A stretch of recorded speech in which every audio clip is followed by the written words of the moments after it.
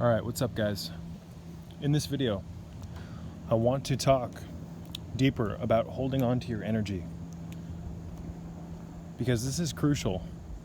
Energy loss is the number one culprit to accelerated decay, accelerated downregulation, ladies and gentlemen. When you start experiencing excessive amounts of energy loss, your body kind of goes into starts burning on its backup systems or its engines, if you catch my drift.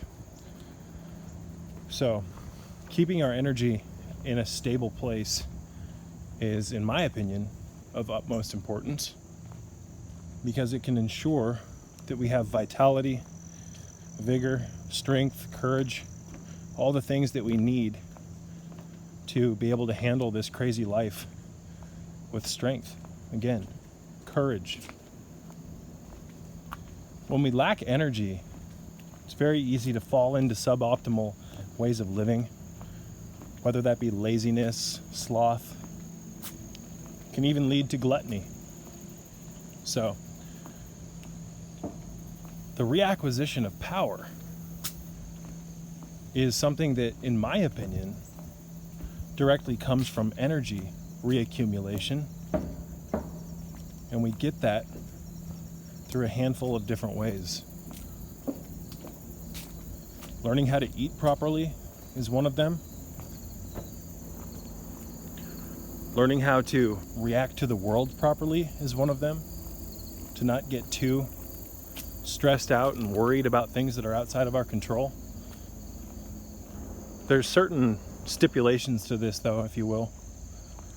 You know, when I talk about stoicism and I talk about not getting upset with or frustrated at things you can't control, I'm not saying that you should just look at everything like it's nothing.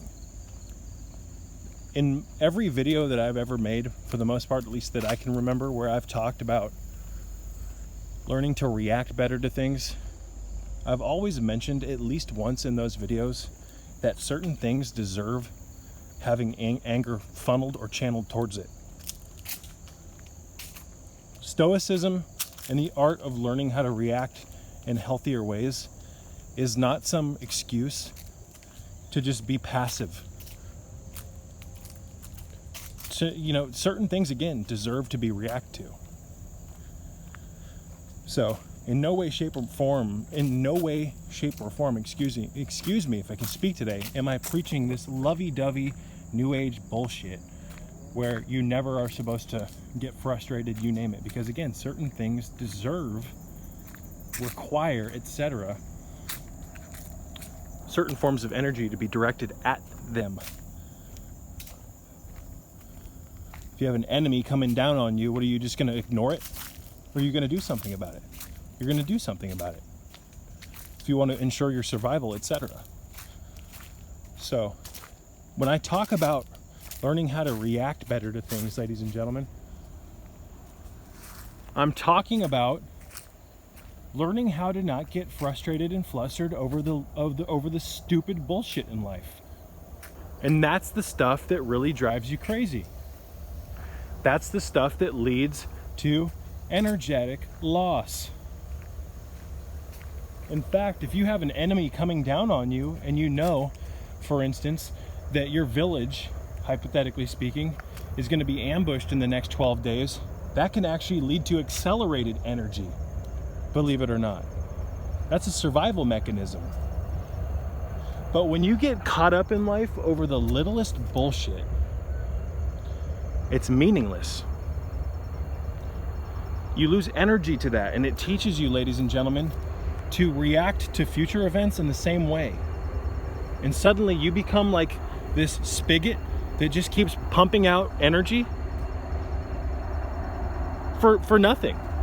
It's like wasting water, except the element that you're wasting, your energy, is much more valuable than water. I hope this makes sense, because it's really crucial that people understand this so that they can start to experience greater health in life. And it's not just physical health, it's mental health, ladies and gentlemen. When you become very reactionary, life becomes very stressful. We are being we've been plugged into a matrix grid, ladies and gentlemen. There are much more important things to focus on in life than the fact that, you know, your son spilled a glass of milk, or the car has a flat tire, this, that, and the other. And I know that may sound difficult, and it can be very challenging at times not to get upset in the heat of the moment. But my God, it's amazing how much people react to things that really, at the end of the day, don't mean a good goddamn thing. Things that end up making your heart heavy. And I'm still learning. I'm not some saint.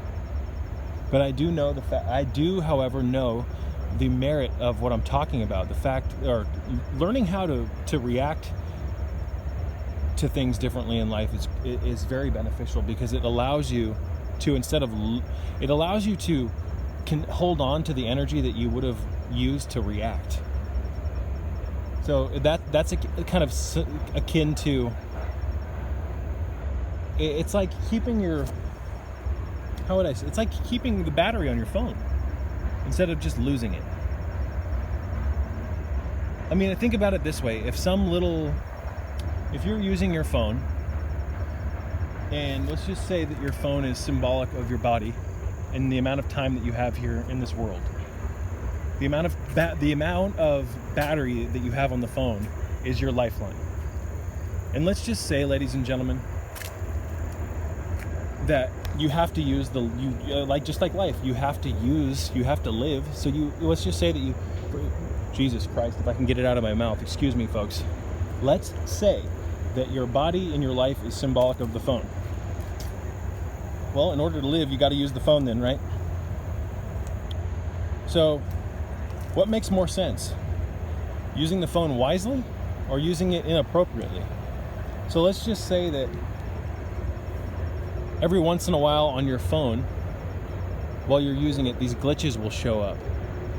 And if you click the glitch, instead of waiting 3 seconds or 4 seconds for it to go away, if you click the glitch, it depletes 1% of your battery, and you only have 100%. Would you intentionally click the glitch, or would you wait a few seconds, calm down, and let it go away? Of course you would. You would let it go away. You would let it go. And that's part of the biggest problem about learning how to react to things properly. It's learning to let go, because we all want to be right. We all want to have the last word. Listen to me, ladies and gentlemen. This world that you're in traps you via stress. It traps you by stress. And you may think you have it managed because you're only looking at life through most people only use a very small percentage of their minds. But if you could actually escape your conditioning for a little while and see how much stress you actually generate on a daily basis, you'd be blown away. It's no wonder we accelerate our aging processes so much. We got a fucking train passing, excuse me, folks. It's no wonder we age so quickly. Look at this beauty. Look at this. This is incredible. This is like it doesn't really look like it on the camera, but this is like a tunnel of trees. This is pure energy. Nature is pure energy, ladies and gentlemen. I put a huge emphasis on my channel about, getting out. Go outside, damn it. Get some energy. Look at the ripples on the water. So I wish I had a rock or something that I could throw. Let me see if I can find one, folks, so I can give you a better example. Is there any rocks? Doesn't look like it. When you throw a rock into a body of water, a geometric set of circles shoots out in all directions. This is kind of like what happens to the energy that you generate when you get frustrated over little stupid bullshit. The energy ripples on out of you. Whereas if you didn't throw that rock, there would be no ripple. In fact, there might be a calm, glassy lake, or the water might be calm. So, and again, I'm not saying, and I want to make this abundantly clear, I'm in no way, shape, or form saying that you should just ignore things. I'm saying that there's greater things to focus your energy on than getting stressed over the stupidest fucking bullshit, ladies and gentlemen. We have got the New World Order coming down on us hard here in 2020. Hold on to your energy and direct it towards those that deserve it. Hold on to your energy, accumulate it, and do something creative with the accumulated energy. Create something. And let me tell you, I'm coming from the perspective of I know what it's like to be reactionary to every fucking thing. I'm no saint. I'm not perfect. So in order to learn to not react to things, ladies and gentlemen, you have to learn to stand in between reaction and stimulus. Go watch my most recent video on this subject called Hold On to Your Energy. Familiarize yourself with that video before you watch this one. I explain the process in that video. But I wanted to make something abundantly clear in this video about reaction, stimulus, Jesus, I can't speak today. I wanted to make something abundantly clear, if I could get it out of my goddamn mouth, about stimulus and reaction. You have to, again, become the intermediary. There's a short period of time before you react negatively to things where you can choose whether or not you're going to react that way. Here's the thing, and this is why many people fail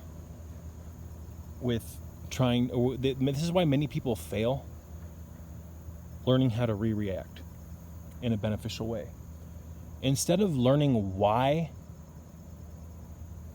they need to react differently, instead of understanding it on a fundamental level,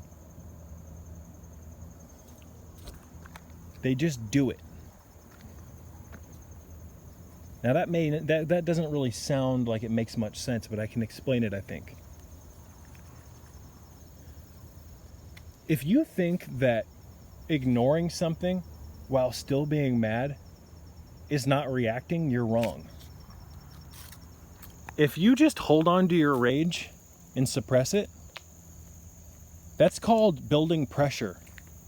And what does pressure do? Well, pressure blows up pipes, ladies and gentlemen. Pressure blows up pipes. So here's the thing. If you're going to learn how to react differently to things, you have to learn to enjoy it and experience the benefits from it. You have to mature. It's not just an act of ignoring what someone says that pisses you off or this, that, and the other. It's you learning to integrate why that's important. And to do that, ladies and gentlemen, you have to learn to realize the insignificance of the things that you're reacting to. It's hard to explain. It's probably going to take a little while, ladies and gentlemen, a series of sorts for me to explain this properly, because it makes sense in my mind, but it's hard to kind of articulate it. Not reacting is a reaction in a sense. But when you don't react, when you choose to suppress things instead of letting them go, ladies and gentlemen, they build up and then you'll eventually snap, you'll blow up. A lot of people who have anger management issues do this. It's kind of like, I don't even know how to explain it. A lot of people with anger management issues, they suppress things. They just shove stuff under the bed. It's kind of like in that Adam Sandler movie, Big Daddy. I just put a little newspaper over it. Well, you didn't clean the mess up. Now you're going to have mold. The smell's going to start multiplying and bugs and shit are going to come in. You're going to rot your floor. So the power of not reacting is not necessarily in not reacting. It's understanding why not reacting. It's not even that it's not. Again, I'm struggling to come up with words here, folks, and I'm still going to upload this video. Some of you might be on the same wavelength as me, and even though I can't get it out of my mouth properly, you might be able to pick up on what I'm saying.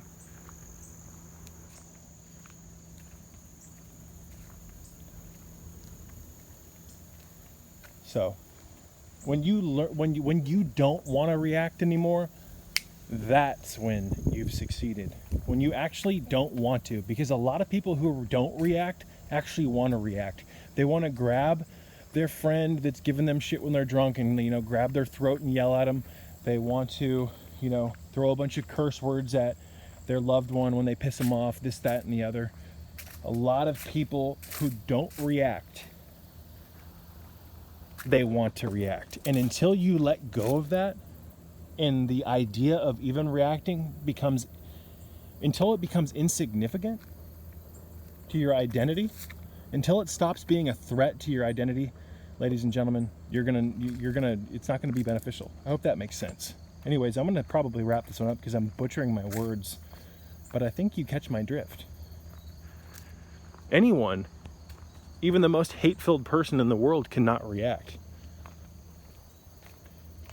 There's a difference between not reacting and not wanting to react. Because when you don't want to react, ladies and gentlemen, it means that, there's no value in reacting. Why would I even want to? There's better things in life. I'm a happy person. So I'm going to wrap this one up. I love you all, and may peace be with you.